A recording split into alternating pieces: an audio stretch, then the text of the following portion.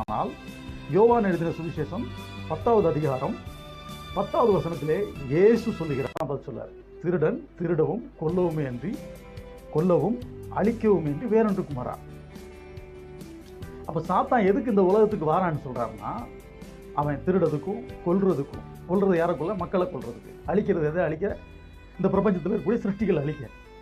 இந்த 3 காரியத்தை செய்துக்கு தான் அவன் வாரானே இல்லாம வேற ஒன்றுக்கும் வரல அப்படிங்கிறார். யார? சாத்தானே.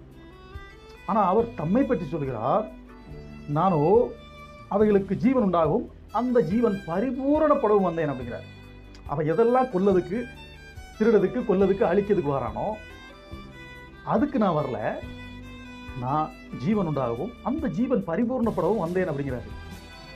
இங்க முக்கியமான காரியம் கவனிக்கணும்.